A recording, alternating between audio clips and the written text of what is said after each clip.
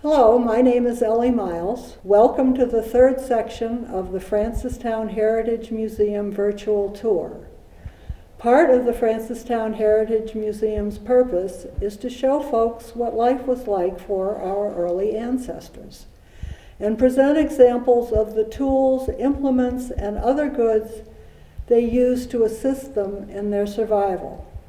We hope people visiting the museum or viewing this virtual tour will gain a better understanding of their heritage and an appreciation of the hardships faced by their ancestors. Also, how their hard labor and determination helped lay the foundation for our lives today. This section deals with the household items that you might come across if you were living a day inside a home in early colonial times up through the early 1900s. As in any home today, food, clothing, bedding, and heat in cold weather were essentials. On our tour, we will see what was available for our forebears to use to provide these necessities. The earliest homes usually had a large fireplace for both heating and cooking. Root cellars provided cool storage for fruits, vegetables, and other perishables. Clothing and bedding was hauled to and washed in nearby rivers.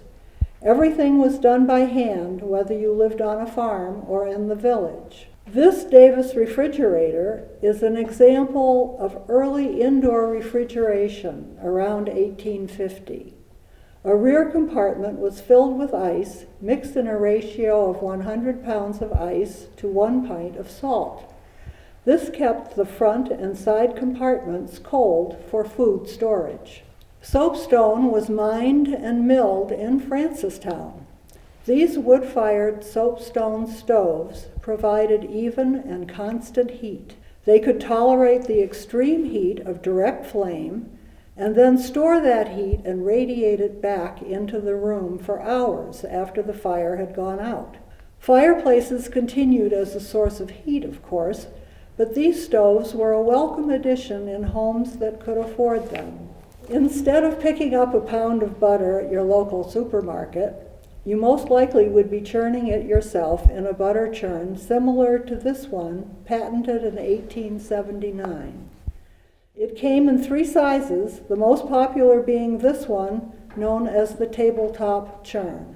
Some other common kitchen items that we still have today looked a bit different in the early 1900s. The spatter cover, the strainer, the spatula, the strainer stirrer, and the tin measuring cup were all used pretty much as we would use them today. The beautifully made cabbage slicer has an adjustable blade and was useful in making kraut and slaw, as well as preparing vegetables and fruit for canning. Nowadays, you would be using a food processor instead. The Heritage Museum has a coffee grinder, which could also be used for grinding some spices, such as peppercorn. Many families made most of their own clothing. Those who farmed sheep had a ready source of fiber to be spun and then woven into cloth. The Heritage Museum has several spinning wheels, which replaced the earlier method of hand spinning with a spindle. The New England spinning wheel had several improvements over the great wheel. It was no longer necessary to turn the wheel by hand or to walk back and forth holding the yarn, so the spinning process was much faster. It was also popular when spinning flax. This Cranbrook loom, made in 1927, is more complex and much larger than those used by the early settlers. But the basic framework was much the same. Since no department stores or online ordering were available in the early days, the housewife and her daughters were kept busy spinning and weaving to provide clothing for the family.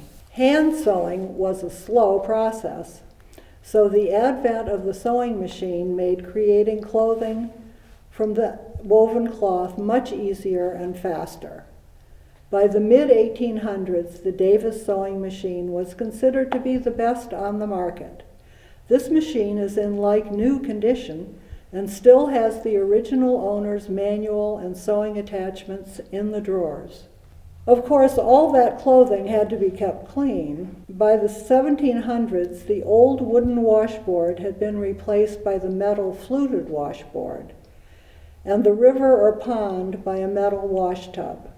You still had to scrub the pre-soaked items against the washboard by hand, though, and then repeat the whole process for rinsing. The dolly-type washing machine did not appear until the 1860s. Dolly, or milk stool, or udder, refers to the type of paddles inside the tub that agitate the clothes as you crank the handle on top.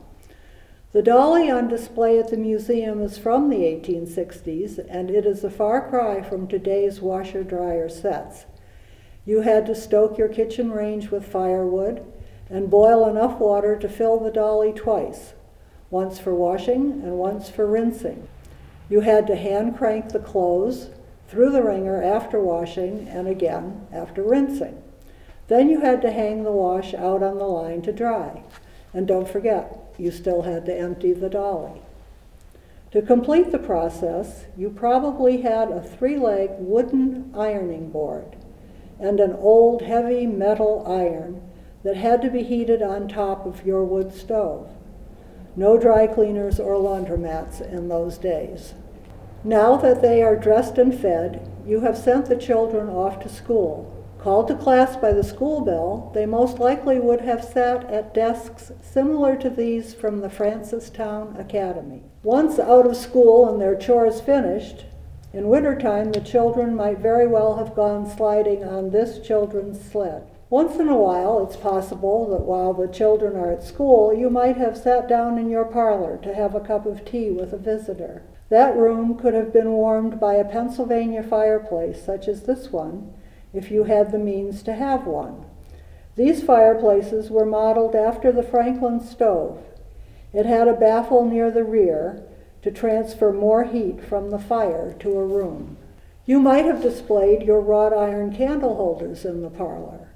These would have been made by Converse Trufant, a local blacksmith whose reputation earned him an invitation to perform his art at the 1939 New York World's Fair. Your parlor would have been lit by an oil lamp. The Swiss had improved the wicks and added a long chimney so that the level of light dispersed was greatly improved. The floor covering was probably a braided rug you made yourself. Before the 1800s, once your day was done, you probably slept on a rope bed. The ropes supported hay or straw mattresses and could be tightened as needed with a bed key.